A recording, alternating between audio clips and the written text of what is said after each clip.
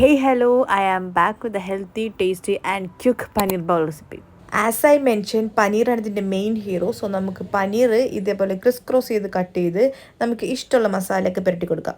ഇങ്ങനെ കട്ട് ചെയ്യുമ്പോഴത്തേക്കും മസാലയൊക്കെ ശരിക്കും പനീറിലേക്ക് പിടിക്കും. ഞാനിതിലേക്ക് യൂസ് ആക്കിയിട്ടുള്ളത് Kashmiri chilli powder, turmeric powder and garam masala. പിന്നെ കുറച്ച് ഉപ്പും കുറച്ച് നാരങ്ങാനീരും കൂടി ഒഴിക്കുന്നുണ്ട്.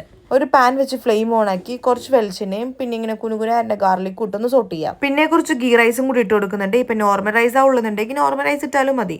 റൈസിൻ്റെ മേളിക്കായിട്ട് കുറച്ച് ചില്ലി ഫ്ലേക്സും പിന്നെ കുറച്ച് ഉപ്പിട്ട് സോട്ട് ചെയ്യുക. പിന്നെ കുറച്ച് കൊറിയാണ്ടർ ലീഫും കൂടി ഇട്ട് കഴിഞ്ഞാൽ നമ്മുടെ റൈസ് ഇവിടെ റെഡി ആയിട്ടുണ്ട്. പനീർ ഫ്രൈ ആക്കി എടുക്കാൻ ടൈം ആയിട്ടുണ്ട്. സോ നമുക്കിനി പനീർ ഫ്രൈ ആക്കി എടുക്കാം.